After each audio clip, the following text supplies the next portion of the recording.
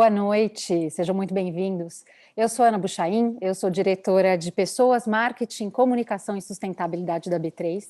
Estamos no terceiro dia do Congresso Brasileiro de Mercado de Capitais, que nós da B3 realizamos em conjunto com a Ambima.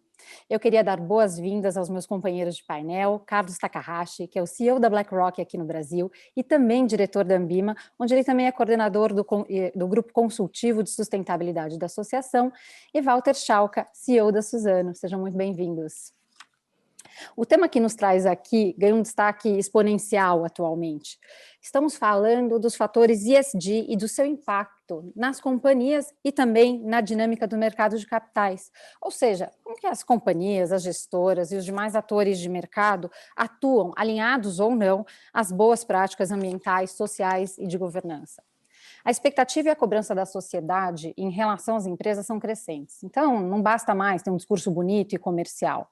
As companhias, de fato, foram chamadas publicamente a demonstrar como incorporaram as práticas e estão se adequando de verdade à estratégia e à gestão do negócio. E não são apenas os consumidores e a sociedade que aumentaram as demandas, os investidores também estão atentos a isso, né? As empresas com boas práticas, elas passam a ter vantagens competitivas em relação aos seus concorrentes e medidas que conseguem acessar capital com menor custo ou fazer uma gestão de risco muito mais sólida e que de fato acaba gerando mais produtividade e mais rentabilidade. E é disso que a gente vai falar aqui hoje. Quais são os ganhos de verdade que as práticas ESG trazem para todos os stakeholders? Quais são as responsabilidades da companhia em relação à adoção real dessas práticas?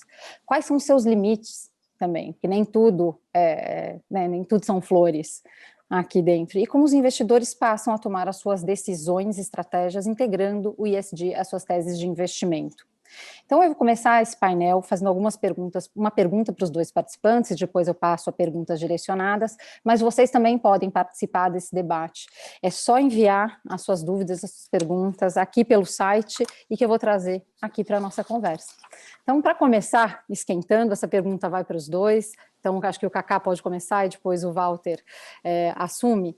A gente já falou bastante que a pauta ESG está em alta nos diversos setores da economia. Ela deixa de ser uma agenda que é só associada a questões ambientais e ela passa a ser relevante à estratégia como um todo da companhia. Mas nem todas as companhias avançaram nas suas estratégias ou incorporaram os fatores de ESG de uma forma igualitária, né? Como é que vocês avaliam o cenário ESG no Brasil? Como andam as empresas, como andam os reguladores, como andam os investidores nessa agenda? E quem são os benchmarks que vocês consideram como bastante positivo e que as companhias deveriam se inspirar? Olha, começo eu então, né, Ana? Bom, antes de mais nada, boa noite, é um prazer muito grande estar aqui nesse painel, obrigado à B3 e Ambima pelo convite e parabéns pela iniciativa, mais um congresso aí com essas duas entidades juntas, né, o que é muito bom para o mercado, é muito bom para todos nós. Então, e um super prazer estar com essa referência, né? Você falou em inspiração, já tem uma aqui na tela, que é o próprio Walter, né? Então, é um prazer enorme estar aqui com o Walter Schalka dividindo esse painel, né? Aprendendo um bocado a mais aqui com ele, com certeza, né? Então, eu começo a tua pergunta ao contrário, né? Já tem aí o Walter como uma grande inspiração, acho que para todos nós, não só pela empresa que ele representa, mas como ele se posiciona como executivo, não é? Como uma pessoa presente nesse mercado, como executivo presente nesse mercado. Então, já deixo essa mensagem. E falando um pouco de como nós enxergamos, né? De fato, esse tema vem se desenvolvendo com uma velocidade muito grande, adquiriu uma atração muito grande aqui no Brasil nesses últimos tempos, apesar de ser um tema antigo, né? Nós não podemos falar que é um tema novo aqui no Brasil, porque o Brasil, inclusive, foi palco de várias iniciativas, né? Nós temos eventos marcantes, né? Temos Eco 92, né? Tem uma hora que a gente olha o calendário, tem uma série de coisas que aconteceram aqui que deram visibilidade para o Brasil nesse espaço, e também pelas características, né? O país também tem algumas características muito, muito importantes que poderiam, né, inclusive, fazê-lo se tornar um grande protagonista nesse assunto, né? Mas, de fato, enquanto um certo pragmatismo, né, enquanto aquilo que o mercado sempre fala de walk to talk, né, ou seja, de transformar o discurso em ação, parece que em outros países acima do Equador, especialmente os da Europa, andaram com uma velocidade um pouco maior do que a gente, não é? E também tem alguns outros fatores que parecem que movem muito essa agenda, né? Então, aí falando um pouco mais especificamente do lado dos investidores, né? De fato, o que a gente nota é que algumas transformações que estão acontecendo no mundo recente, né? Então, tanto o aspecto geracional, como a geração nova que vem com uma nova cabeça, pensando em propósito, quanto a geração que está preocupada com a aposentadoria, né? De chegar no melhor momento da sua vida e poder desfrutar dela, todas elas estão olhando com um olhar mais intenso sobre a necessidade de incorporar fatores que levem a gente para uma sociedade mais sustentável. Então, eu diria que tem esse olhar, mas, ao mesmo tempo, nós também nós temos um mercado ainda um pouco fragmentado e talvez por isso ainda a gente verifique todas essas diferenças. Então, o capitalismo de stakeholder, né, vamos dizer assim, ainda não está presente em todos os stakeholders com a mesma intensidade. Então, o discurso ganhou muito eco, não é? Ganhou muita amplitude, mas ainda, quando você vai um pouco para o campo pragmático, ainda a gente precisa de um pouco mais no campo regulatório, a gente precisa de um pouco mais no campo das informações, a gente precisa um pouco mais de ação e assim por diante. Mas eu diria assim, nós estamos numa velocidade bastante interessante, deveríamos estar um pouco mais velozes, mas você só tem velocidade na medida que você resolve algumas questões. Então, me parece que nós precisamos conectar melhor as partes, não é? E assim fazer com que a agenda ande de uma forma ainda mais consistente, mais abrangente, com a velocidade que a agenda precisa.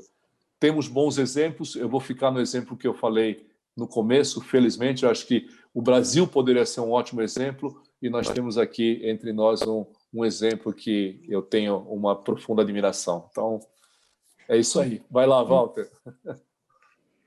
Bom, eu queria primeiro agradecer a você, Ana, queria agradecer a B3, queria agradecer a Ambima pela oportunidade de estar aqui com vocês. É um prazer enorme poder estar discutindo um tema tão relevante para todos nós, né, para a nossa sociedade. Eu vou endereçar um pouco essa questão. Queria dizer para o Carlos que ele me deixa envergonhado quando ele fala isso, porque eu não me sinto como referência, eu me sinto como um aprendiz. Eu sigo a música do Gonzaguinha, a beleza de ser um eterno aprendiz. Então, eu estou sempre querendo aprender, sempre fazer diferente. E eu queria trazer uma reflexão para vocês. Assim, nós temos dois problemas crônicos na sociedade moderna que nós temos que endereçar com velocidade. Um é a questão do climate change, são as mudanças climáticas, o efeito das mudanças climáticas sobre a nossa sociedade. Elas são inegáveis, elas são crescentes, e as metas que nós nos autocolocamos são insuficientes para endereçar essa questão. E o segundo ponto é a desigualdade que nós vemos na sociedade, a distribuição de renda, e que tem uma origem crônica, que é a origem da desigualdade das oportunidades, que é ainda mais severa no Brasil. Então, nós temos esses dois problemas que são muito sérios na sociedade moderna. Nós estamos vendo uma concentração de renda acontecer de forma gradativa no mundo, e nós estamos vendo a questão ambiental se degradar também de forma gradativa. E aí surge a questão do ESG, e eu me sinto um privilegiado, Ana. E privilegiado porque eu participo de uma empresa que intrinsecamente é positiva para a sociedade. Ela está do lado certo da equação. E não foi eu que fez isso, é histórico isso. É um processo que já vem há décadas. E eu participo de uma empresa e de um setor que tem isso. Um setor que vem ao longo de toda essa história, o setor de árvores plantadas no Brasil. É importante colocar para todos, porque existe essa mistificação. Nenhuma empresa do Brasil usa árvore nativa. 100% das empresas do Brasil só usam árvores plantadas. E árvores plantadas são muito boas para a questão da mitigação e sequestro de CO2. E, então, eu me sinto um privilegiado. E quando nós estamos construindo a nova empresa, que era a fusão da Suzano com a Fibria, nós tomamos uma decisão muito corajosa. E a decisão foi não adotar a cultura nem da Suzano e nem da Fibria, e adotar uma nova cultura. E nós escolhemos 3 pilares fundamentais para essa nova cultura. Primeiro, pessoas que inspiram e transformam. Então, nós queremos pessoas que venham fazer uma transformação, não só na empresa, mas fora dos muros da empresa também, e inspirar as outras pessoas. O segundo ponto é criar e compartilhar valor com todos os stakeholders. Nós temos um mantra na empresa que não dá para você criar valor e alocar essa criação de valor só para um stakeholder, por exemplo, só para acionista. Você tem que saber distribuir essa criação de valor para os credores, para os fornecedores, para os clientes, para as comunidades, para a sociedade como um todo, para os colaboradores, para todo mundo. E é muito difícil fazer isso de uma forma equilibrada, porque existe pressão de todos os lados, todo mundo demanda mais. Então, eu costumo falar para a minha equipe, Ana, que o certo é deixar todo mundo um pouquinho insatisfeito. Eu não posso deixar ninguém muito insatisfeito, porque se alguém muito satisfeito passa a ser detrator, mas eu tenho que deixar todo mundo um pouquinho insatisfeito e criando valor de forma gradativa. E o terceiro ponto da nossa estratégia é que só é bom para nós se for bom para o mundo. Então, está introjetado na nossa cultura e foi reforçado pelo esse período da Covid, que nós temos que tratar do mundo. E nós não temos que só tratar da Suzano, nós temos que tratar do mundo.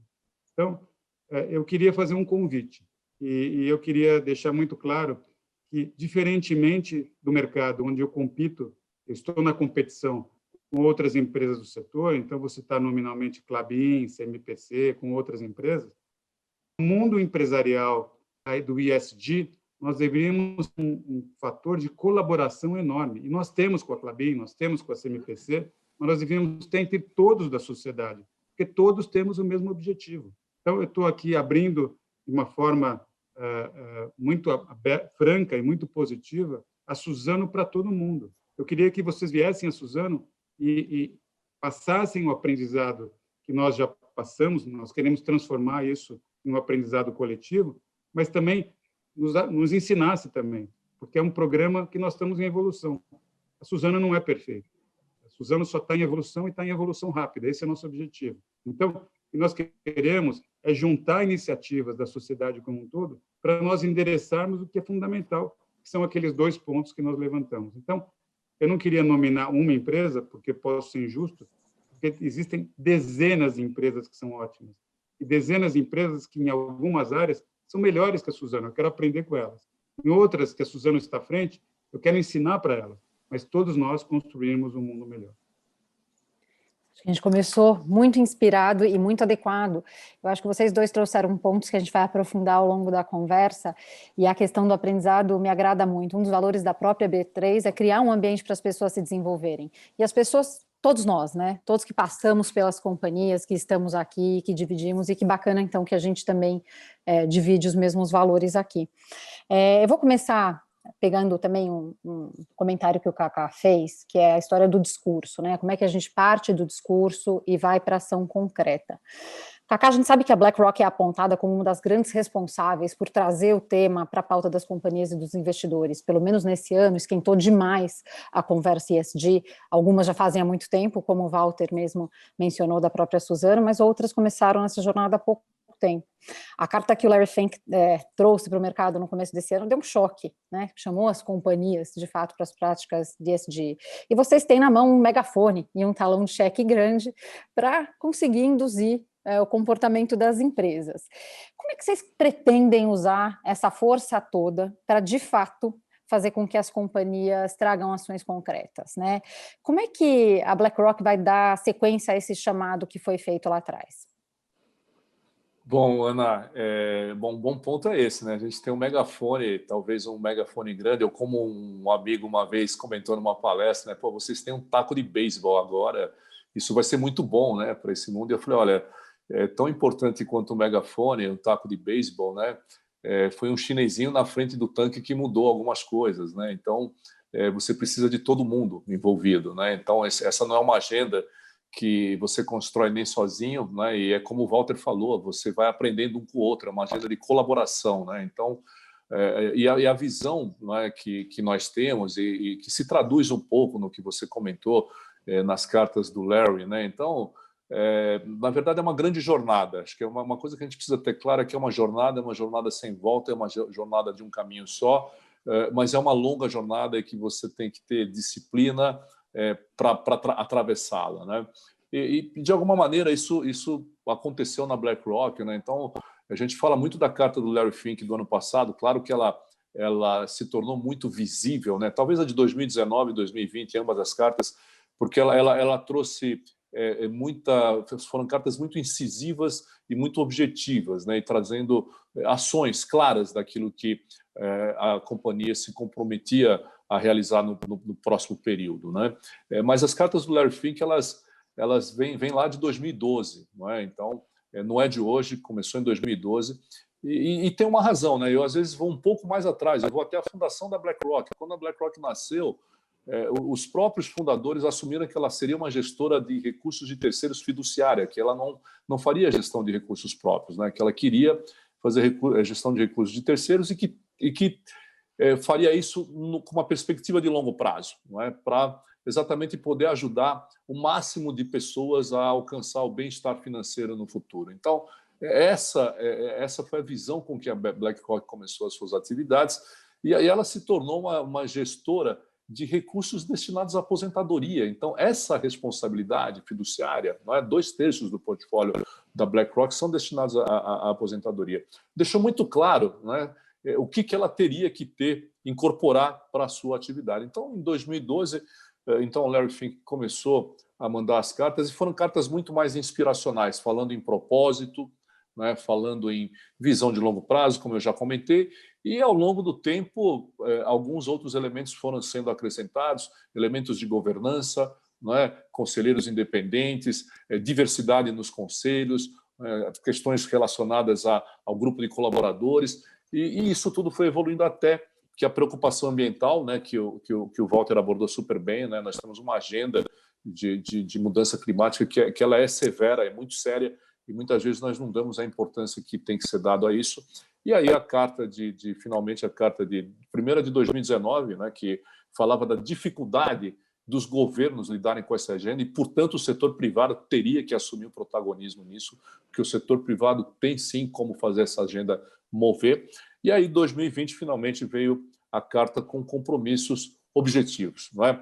E aí, além dos compromissos, claro, relacionados à empresa, de dar transversalidade ao ESG em todo o portfólio de gestão ativa, trabalhar junto com os provedores de índices para que eles também incorporem os fatores ESG nos seus índices, deixar de investir em empresas de carvão vegetal, demandar das empresas que utilizam carvão vegetal como fonte de energia básica para que demonstrem para nós como é que será feita a transição para uma energia limpa. Então, além dessas medidas mais objetivas, também com relação à governança e engajamento junto às empresas, a BlackRock assumiu diversos compromissos, especialmente para atuar através de engajamento e voto para que as empresas incorporem os fatores ESG nas suas práticas, que cuidem adequadamente da governança, que cuidem das questões sociais e cuidem das questões ambientais. Então, essas foram as formas mais práticas que a BlackRock escolheu para sair do campo inspiracional para ir efetivamente para a ação, não é? Porque acho que é disso que essa agenda efetivamente precisa, fazer uma conexão entre a inspiração e a ação. Muito bacana, Cacá. E você falou de uma coisa que eu gosto bastante, né? A noção de que o trabalho com os fatores ESG é uma jornada, nenhuma companhia nasce pronta. E aí, nesse sentido de falar jornada, a gente tem que sempre ter métrica, acompanhamento e transparência. E aí, para fazer esse gancho, eu queria perguntar para o Walter como é que vocês, de fato, separam, né, e escolhem, né, aqueles fatores que estão ESG que estão incorporados na estratégia, e além daquelas pautas que são mais transversais, como a diversidade, ou as muito óbvias, como climate change, quais são os assuntos que são materiais para a Suzano, e como é que vocês acompanham no dia a dia? Como vocês medem, como vocês remuneram, como vocês acompanham e como vocês demonstram para os investidores? Bom, em primeiro lugar, eu concordo na totalidade que você colocou, Ana, que o que você não mede, você não evolui. Então, nós apresentamos durante o Suzano Day esse ano 3 grandes métricas, que são as métricas mães no processo que a gente colocou. Uma primeira, nós queremos tirar 40 milhões de toneladas de carbono da atmosfera nos próximos 10 anos. É importante colocar que muita gente diz que quer ser carbono zero na data X, ou 2030, 2050, esse tipo de coisa. A Suzano já é carbono negativa. Isso escopo 1, 2 e 3. Mas nós achamos que é insuficiente isso, porque o nosso negócio é um negócio de absorção de CO2, que é o crescimento da fotossíntese das árvores. Então, nós temos que criar um modelo que nós possamos ser ainda mais impactantes. Então, nós colocamos uma meta bastante ambiciosa de sequestro de CO2. O segundo ponto é que nós colocamos que nós queremos tirar 10 milhões de toneladas de plásticos da sociedade em 10 anos. Como nós vamos fazer isso? Muita gente acha que da árvore a gente tira só a celulose. Hoje, pessoal, a gente tira a celulose, mas tira energia. Eu vendo energia no grid, eu sou vendedor de energia hoje. Mas a gente pode tirar muito mais da árvore. Muitos de vocês estão usando uma roupa, ou no lençol da cama de vocês, está escrito uma palavra chamada viscose. A viscose vem da árvore. Então, o setor têxtil é um setor de 106 milhões de toneladas, e só 6 milhões hoje vem da árvore, que é o setor de viscose. Nós temos tecnologias de viscose e de outras tecnologias, onde nós queremos aumentar a participação da árvore no setor têxtil. E aí vou falar de outros mercados, mercado de descartáveis, mercado de produtos descartáveis, copos, travessas, bandejas, canudos, esse tipo de coisa, mercado de filmes para embalagens. Então, tem uma montanha de oportunidades para a gente poder retirar plástico dos oceanos, dos lixões, dos aterros, porque nossos produtos são biodegradáveis, são recicláveis e são renováveis. O terceiro ponto, que eu acho que é muito importante, é que nós queremos tirar 200 mil pessoas da pobreza nas comunidades que nós atuamos. Nós vamos fazendo isso gerando renda sustentável. Eu vou contar só um projeto que eu gosto muito, que é muito legal, que é o projeto de mel, que é tão simples, que todo mundo fala mel de eucalipto, e nós fazemos as nossas comunidades produzirem mel de eucalipto e nós estamos ajudando elas a venderem e exportarem mel. Nós pegamos 100% da renda e entregamos para essas comunidades.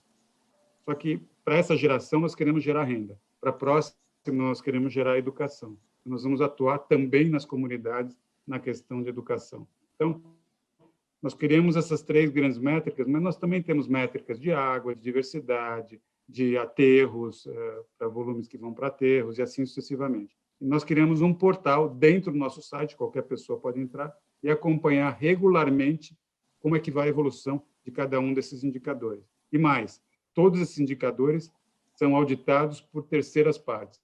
Portanto, são números que nós estamos colocando, mas são terceiros que estão auditando esses indicadores. Isso é uma forma de dar transparência para o mercado. Então, eu queria dizer para vocês o seguinte: qualquer empresa tem a possibilidade de fazer a mesma coisa.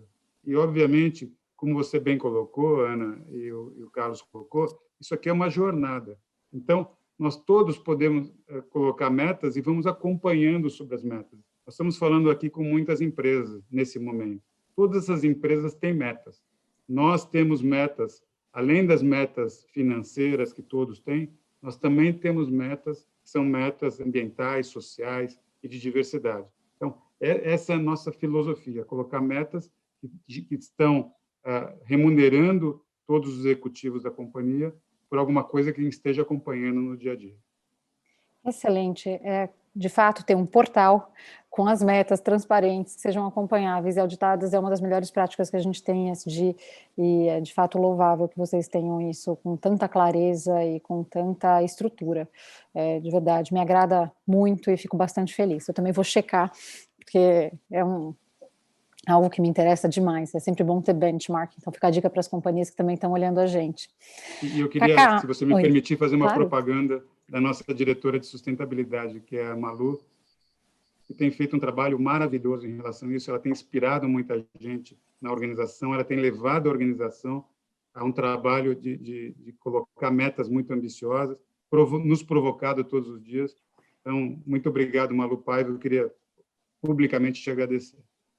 Eu compartilho o teu agradecimento, Walter, porque eu aprendi lá em 2004, quando eu trabalhava no Banco Real, o que era sustentabilidade com a Malu. E acho que as práticas dela são consistentes no tempo, e a Malu evolui demais, e ela evolui com o tema, então é incrível trabalhar, é uma sorte trabalhar com ela ou ter trabalhado com ela. Enfim, então, uma grande professora para todos nós. Mas, gente, nem todo mundo está nessa mesma fase, nem toda companhia tem essa mesma estrutura.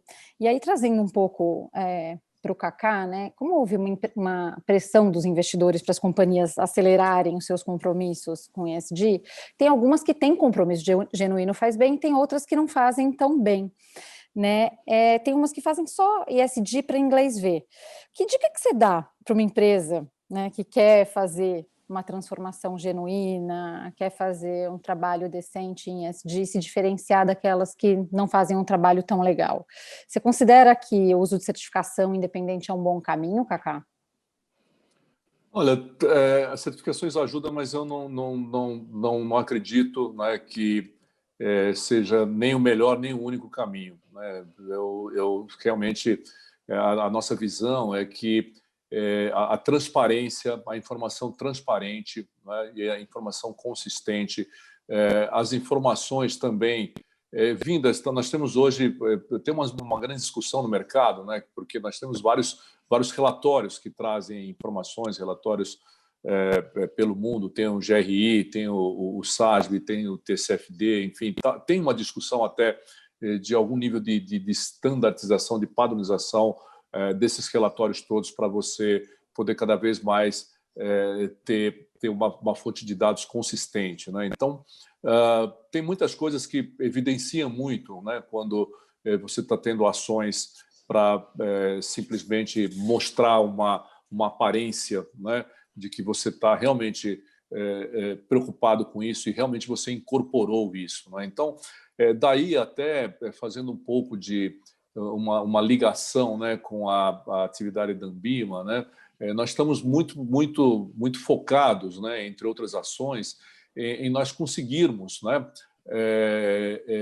ter um mapeamento maior desse mercado sob a perspectiva de investimento. Quem está nesse mercado? Quem é que está trazendo alternativas de investimento e como são esses investimentos? Qual é a mentalidade, não só o dado quantitativo, mas também o qualitativo? Como é que aquela gestora, por exemplo, não é, ela efetivamente, como é que é o mindset dela com relação a esse assunto? Não é? Porque aí sim eu acho que você começa a ter uma consistência maior. Não são simplesmente certificações, não são ações dessa natureza que vão mostrar que aquela empresa realmente não só está praticando, mas que efetivamente ela incorporou isso na sua cultura, incorporou aquilo na sua atividade efetivamente. Porque não se trata simplesmente de você pegar um manual e implementar na sua empresa. É muito mais do que isso. Falar de sustentabilidade, falar de incorporar critérios ESG dentro da companhia ou dentro de um portfólio, no caso da gestão de investimentos, é muito mais do que isso, né? Efetivamente, você adotar isso como o centro da sua atividade, como o centro do seu negócio, o coração do seu negócio, efetivamente. Bacana. E, Ana, muita gente, Ana, tem falado sobre o I, mas as pessoas estão esquecendo do S e algumas vezes esquecendo do G. Eu queria dizer para vocês que essa é uma jornada que todo mundo tem que correr nas 3 letras. E que não adianta botar na parede palavras bonitas de marketing, dizendo que você vai, ou metas que são metas inatingíveis, que você nem sabe o que você vai fazer com aquelas metas, mas para parecer que você está bem na foto.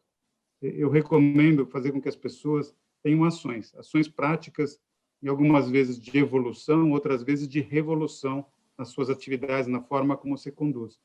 Mas é mais importante para introjetar essa cultura na companhia são as ações do que o papel que esteja na parede, porque se não tiver essa identidade, rapidamente a equipe vai falar assim, isso aí é só para inglês ver, isso aí não é o hino da empresa. E eu queria dizer para vocês o seguinte, dá para transformar isso em valor, e eu vou dar um exemplo para vocês. Nós acabamos de lançar um Sustainability Bond, que, se vocês olharem, hoje ele é tradeado 30 basis points abaixo da nossa curva de juros. Isso nós colocamos um target claro de redução de CO2 nas nossas operações industriais. E aí estamos assumindo o compromisso, que a gente fala skin in the game, que se nós não atingirmos isso daqui, nós vamos pagar um prêmio de 25 basis points para os nossos investidores. Mas nós vamos investir e vamos chegar lá. Tenho convicção disso. Mas para fazer isso, os investidores nos deram um prêmio, entre aspas, de uma queda de 30 basis points. Então, nós podemos reduzir a taxa de juros das empresas fazendo esse tipo de atividade. Vai valorizar, vai criar valor. Porque imagine o que significa 30 basis points na sua dívida inteira, o que significa no discounted cash flow dessa empresa. É valor, é dinheiro, é mais valor na ação.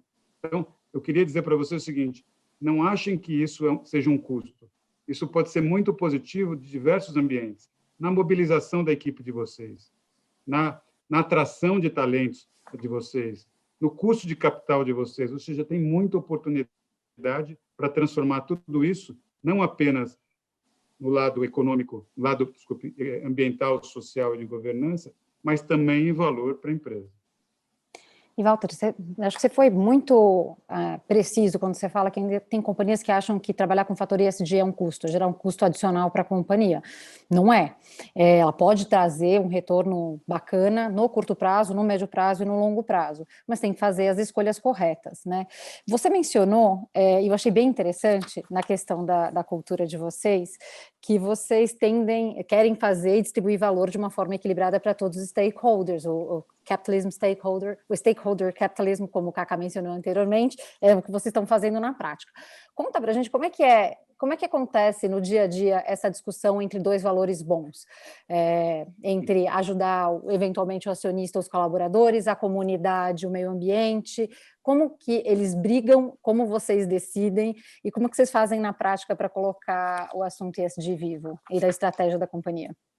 Essa acho que é a arte de gerir, Ana, porque é o seguinte, existe regra para isso, existe bom senso, existe entendimento, existe equilíbrio. Então, nós temos reuniões de diretoria, e essas reuniões, em bom sentido, tem uma briga enorme, porque, obviamente, cada um tentando puxar para um lado da equação.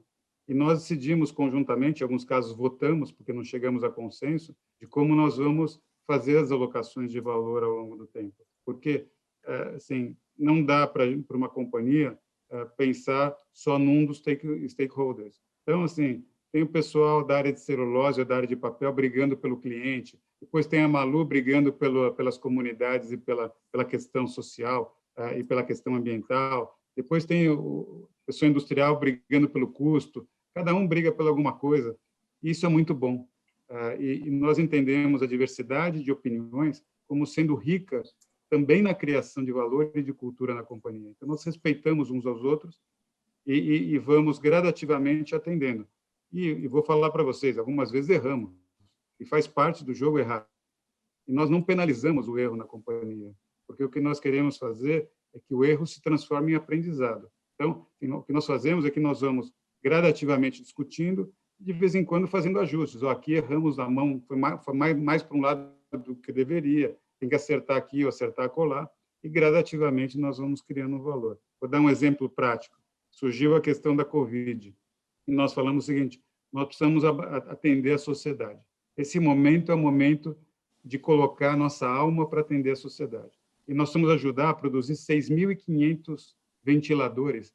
Não tem nada a ver com o nosso negócio. Fizemos isso junto com a Klabin, junto com a Flex, junto com a Positivo, junto com a Embraer, para produzir esses respiradores para distribuir para os hospitais do Brasil. E nós colocamos esforço, recurso, dinheiro para fazer isso acontecer, para ajudar uma companhia a fazer. Porque aquele momento era o momento de fazer isso. Isso custou dinheiro para a companhia. Mas, para nós, foi um orgulho poder ter participado desse movimento de salvar vidas, que era o crítico naquele momento da sociedade, para trazer máscaras e distribuir 1 milhão de máscaras entre hospitais do Brasil. Então, em outro momento, nós vamos colocar mais peso em gerar valor, em mostrar valor para acionista. Em outros momentos, a questão ambiental, uma questão que está ganhando cada vez mais relevância, a gente vai dar mais esforço no ambiental, a gente vai gradativamente equilibrando e errando. O que não pode é deixar alguém muito para trás. Esse é o nosso objetivo. Bacana escutar isso, né? E aí a gente está vendo um exemplo bem prático do que o Kaká falou, que é o setor privado, de fato, atuando onde, eventualmente, o setor público não consegue avançar tão rápido. Se a gente quiser alcançar as metas de desenvolvimento sustentável que a gente tem até 2030, as companhias têm que se engajar e têm que atuar. Então, acho que é um belíssimo exemplo do que você está dando, Walter, para a gente, como as companhias podem fazer isso. E aí, falando também um pouco mais de iniciativas que inspiram e ajudam a gente a pensar em como a gente faz, como a gente aprende, como a gente evolui como companhia. Dentro da B3, a gente tem uma série de iniciativas que apoiam o mercado na adoção de práticas ESG. Uma delas é o que é o Índice de Sustentabilidade Empresarial, que existe há 15 anos, que serve muitas vezes como guia, como uma prática, né, como um guia de referência para as companhias avançarem na sua jornada. A gente também está evoluindo até para uma questão setorial. Setores como o do Walter têm mais materialidade em alguns aspectos do ESG do que outras companhias, como a própria B3. E aí, Cacá, a gente sabe que a Ambima também está olhando bem de perto, né, para isso, para os fatores ESG, como é que a gente inspira as companhias, como é que fala com elas. Eu sei que tem um grupo consultivo, que é coordenado por você, como a gente mencionou, que está tocando também essas discussões. O que está na pauta de vocês também para devolver para as empresas, para a sociedade, para falar mais do ESG? Tem três. Bom, primeiro, eu hoje estou aí ajudando nesse grupo consultivo, né? Mas a sustentabilidade é um tema que permeia a Ambima já há muito tempo. Em 2015, 2014, na verdade, a Ambima criou um grupo técnico de sustentabilidade, né? E já desde então ela vem publicando guias de melhores práticas e pesquisas sobre sustentabilidade do mercado. Já fez 2 pesquisas e agora, recentemente, no início de 2020, publicou um guia bastante abrangente sobre as melhores práticas de sustentabilidade, efetivamente buscando coletar as informações no mercado como um todo. Não é? Então, na verdade, no grupo consultivo nós vamos dar sequência a esse trabalho, afora o engajamento em várias iniciativas, muitas, inclusive, envolvendo inclusive a B3, junto com a B3, né? Como o CBIO, por exemplo, que envolve regulador, envolve B3, envolve Ambima, né, o guia de orientação, né, para o crédito de carbono. Então, tudo isso já faz parte da agenda da Ambima. Mas aí, qual é a visão da Ambima? A nossa visão no grupo, né? Esse tema vem ganhando uma dimensão muito grande, então nós precisamos, primeiro, entender efetivamente o que está acontecendo. Então, o primeiro grande trabalho que nós vamos fazer lá é uma ampla pesquisa no mercado para nós entendermos quem efetivamente, quem e de que forma cada um está atuando nesse mercado. Como eu falei lá no início, como é que é o mindset, como é que é a visão, não só a visão prática de gestão de investimentos, de gestão de recursos, mas, sobretudo, como é que é a cabeça, né, da instituição com relação ao assunto. Juntando também, um outro ponto importante é trazer uma amostra mais relevante do mercado. Então, nós estamos trazendo tanto o buy-side quanto o sell-side juntos nessa conversa. Então, é um grupo bastante representativo. Então, tem gestoras de diversos tamanhos, tem gente que está no buy-side, tem gente que está no sell-side, tem gente super focado no assunto e também tem gente que tem aquilo como uma parte da sua atividade na gestora. Então, nós estamos tentando trazer uma amostra bastante ampla. Um outro trabalho é no trabalho da própria informação do que nós temos, né? Hoje, como você falou, a gente tem o Easy, né, que você identifica facilmente, né, qual é o propósito daquele índice, né, para que se destina aquele investimento e quem está lá, né, dentro do índice, por consequência. Né? E você tem também o ICO, né, também da B3, você tem o de governança, né, e agora você tem até um novo índice aí, em parceria da S&P com vocês, né, que trata de ESG, mas, de alguma maneira, nós temos vários outros investimentos que ainda nós não temos um mapeamento. Né? Então, como o Walter falou, a hora que você emite um bond, por exemplo, um green bond, ou o que quer que seja, que é um ativo de renda fixa, né? Onde é que você encontra a informação de que você tem um fundo de renda fixa que tem essa filosofia, tem isso como estratégia de investimento? Então, nós também estamos promovendo um grande mapeamento na indústria de fundos para verificar o que nós temos, né, de investimentos com essa filosofia. Né? Então, é um outro lado. E um outro lado que a gente acha bastante importante é o lado da educação. Né? Então, de efetivamente incorporar o ESG na educação em 2 vertentes. Não é? Na educação daqueles que trabalham com investimento, ou seja, incluir em todos os programas de certificação daqueles que têm que discutir investimento com seus clientes, os investimentos sustentáveis, o ESG. Então, essa é uma outra ação que está no nosso mapa de objetivos, e também atuar no campo da educação junto com os investidores de uma forma geral, com a sociedade de uma forma geral, para efetivamente proporcionar a disseminação dos investimentos sustentáveis na sociedade como um todo. Então, basicamente, são essas agendas, né? Claro que tem um pouco de audácia na agenda, né? Mas a gente entende que a Anbima, como uma associação muito representativa do mercado, tem um papel indutor bastante relevante, né? E ela pode efetivamente trazer uma grande contribuição para o mercado. Excelente, Cacá. Eu acho que essas metas audaciosas, elas são fantásticas, elas movem a gente.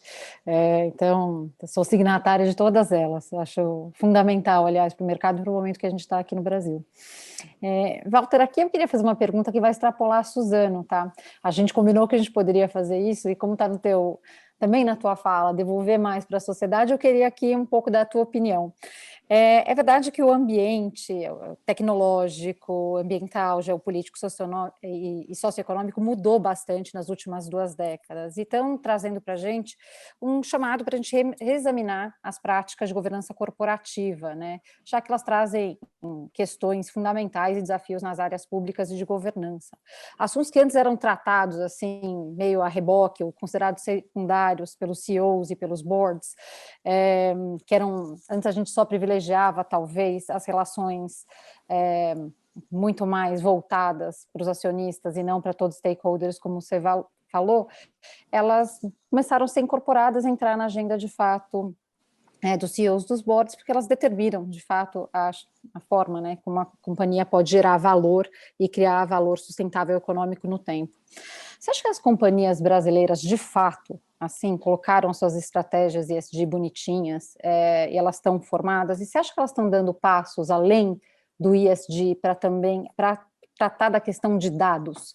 Você acha que essa conversa de dados, gestão de dados, de cuidado com o dado da pessoa, das relações, dos processos, já entrou na agenda? Isso se discute com investidores, se discute nos boards, se discute com os CEOs?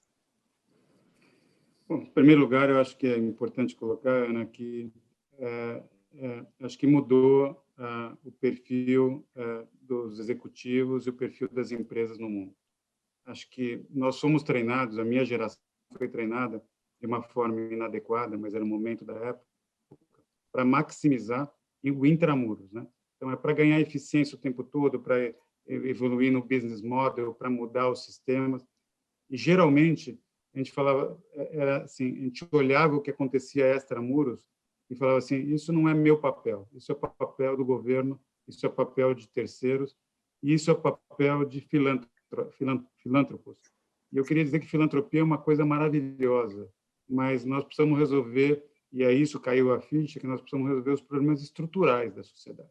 E se a gente não olhar para os problemas estruturais da sociedade, tudo que está na nossa volta, nós vamos ficar numa ilha de altíssima competitividade, super bem posicionados, mas com tudo destruído em volta. O meio ambiente, a questão social, a questão de relacionamento.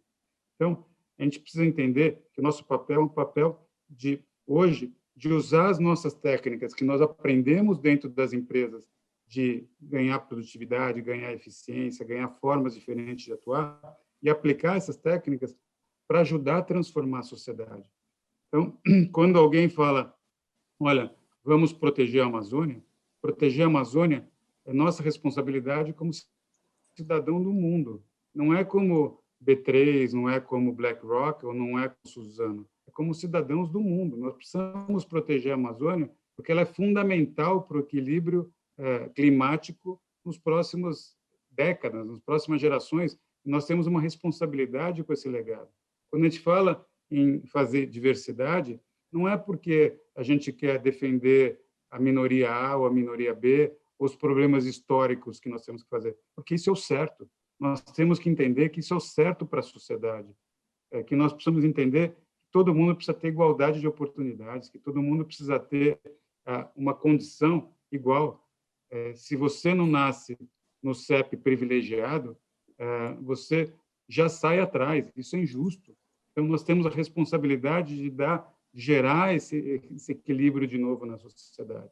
E quando a gente fala em governança, os boards hoje têm uma responsabilidade muito mais ampla do que foi colocado no passado também.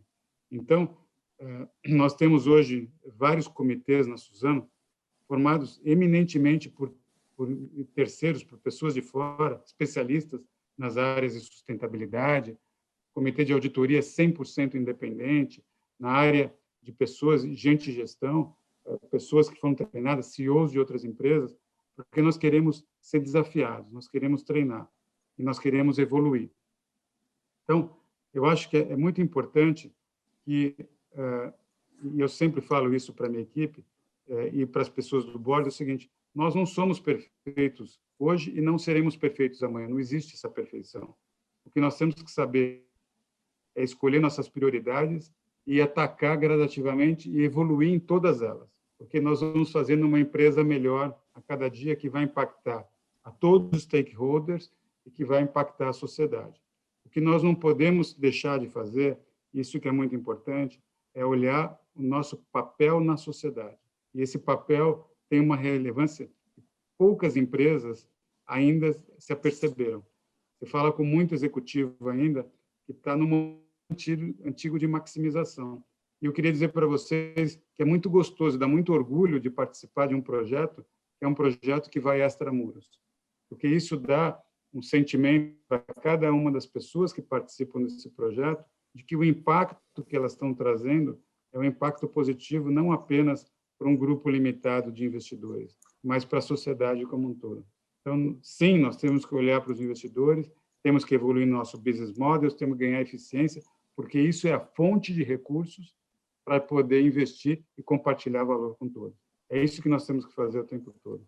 Então, sim, não existe modelo exato, cada empresa tem uma situação diferente, mas a governança é fundamental para impor esse ritmo acontecendo nas empresas e dar aos executivos da empresa um dinamismo do que é prioritário e de como nós temos que evoluir em relação a cada um dos stakeholders. Muito bacana. E, Walter, eu vou querer aproveitar e fazer um follow-up na tua resposta, para já também trazer um pouco de perguntas da nossa audiência, né? E tem uma pergunta do Olímpio que fala: quais são as competências que os profissionais devem desenvolver para estarem preparados para o desenvolvimento sustentável? Isso conversa bastante com o que você falou, que talvez nós, executivos, não estivéssemos preparados lá atrás e que a gente tem que fazer um catch-up agora. Que competência que você acha fundamental que os executivos, os profissionais tenham? Só duas competências são fundamentais. Um é learning agility, aprender, porque nenhum de nós nasceu fazendo, nasceu sabendo, e a gente precisa saber aprender. E o segundo é saber se transformar, é saber nos desprendermos sobre o que nós aprendemos no passado e olharmos a perspectiva de uma forma mais ampla para a sociedade. A combinação desses dois temas gera a transformação. Se você tiver a determinação em aprender com os outros, e tem muita coisa para aprender todos os dias, e transformar todos os dias, a gente vai fazendo uma coisa melhor a cada dia, e que é muito gostoso é você, e eu vou voltar à minha música predileta, que é a música do Gonzaguinha, é a beleza de ser um eterno aprendiz. Quer dizer, é estar o tempo todo aprendendo, e o tempo todo se desafiando. É isso que vai levando a sociedade para frente. Excelente. Eu colocaria aí também disciplina, né? Tem que ter muita disciplina e capacidade de acreditar e testar e aprender. Muito bom. Agora, mudando um pouco, indo mais para o assunto de captação, eu queria que vocês comentassem um pouco sobre os atuais instrumentos de captação ESG disponíveis, a disseminação deles e eventuais novos instrumentos que aparecem nesse cenário. Vocês veem bastante oportunidade? Vou começar um pouco, com certeza. Na medida em que você tem investidores, e talvez ainda a gente esteja no momento ainda de subida nessa curva aqui no Brasil, mas olhando um pouco dos exemplos que nós temos lá no exterior, nós tivemos uma procura muito forte por investimentos sustentáveis. Então, os fluxos de investimentos, principalmente durante esse período de pandemia, talvez a transparência que houve, porque nós vimos ali empresas que não trataram adequadamente clientes, não trataram adequadamente funcionários, não trataram adequadamente os seus stakeholders, os seus mais diversos stakeholders, nós vimos empresas sendo penalizadas por esse tipo de comportamento, onde esses riscos foram efetivamente precificados, né? Então, com isso, essa transparência, claro, fez essa agenda se movimentar de uma forma bastante positiva em termos de ingressos de recursos para aqueles que efetivamente guardam boas práticas, né? Então, qual é a implicação que isso tem na ponta dos ativos? Claro que esses investimentos passam a cada vez mais precisar de ativos dessa natureza para os seus portfólios. Então, é o que eu sempre chamo de um ciclo virtuoso, né? Na medida em que você tem investidores com essa orientação clara, né, nos seus investimentos, na medida em que você tem gestores também nessa cadeia, buscando estruturar portfólios, buscando estruturar soluções que guardem, que incorporem as questões de ESG ou ASG, você passa a precisar dos ativos base para compor esse portfólio. Então, claro que as emissões são necessárias, claro que a gente vê um volume maior já de emissões dessa natureza, mas a expectativa que a gente tem é que essa cadeia se fortaleça cada vez mais e você tenha cada vez mais necessidade de emissões dessa natureza e, por consequência, você vai ter emissores trabalhando para que esses fatores estejam definitivamente incorporados nas suas corporações. Então, é o círculo virtuoso que a gente espera chegar. Excelente, Kaká. Faço uma outra pergunta para vocês. Qual que é o papel da regulação no mercado de capitais nessa pauta? É papel do Estado obrigar as empresas a incorporarem isso aos seus objetivos ou a abordagem deve ser de um incentivo? Qual que é o papel da regulação? Quer responder, Kaká? Fica à vontade se você quiser também. Enfim, pode ir lá, Walter. Aí qualquer coisa eu vou começar o seguinte. Pitaco. Eu acho que todo mundo tem responsabilidade aqui. Não dá para a gente querer brincar do jogo de mico e jogar a responsabilidade só para o outro. Assim, as empresas têm responsabilidades, os reguladores têm responsabilidades, os investidores têm responsabilidades, todo mundo tem responsabilidade. A gente precisa pensar como cada um contribui para esse jogo. E eu vou dar um exemplo, que é o exemplo da Amazônia. Então, eu tenho dito para o governo o seguinte: nós precisamos endereçar alguns problemas da Amazônia, e um dos problemas que nós temos que fazer é a questão da rastreabilidade. E isso tem que vir do regulador. O regulador é que tem que determinar a rastreabilidade. O setor de florestas plantadas, que eu participo, ele é 100% rastreável há décadas. Sim, não existe árvore que não entre na minha fábrica que não saiba de onde veio aquela árvore. Nós temos que saber e ter traceability de uma forma muito clara. Tem que fazer a mesma coisa com o setor de soja e a mesma coisa com o setor de gado. Nós vamos resolver 98% do problema da Amazônia.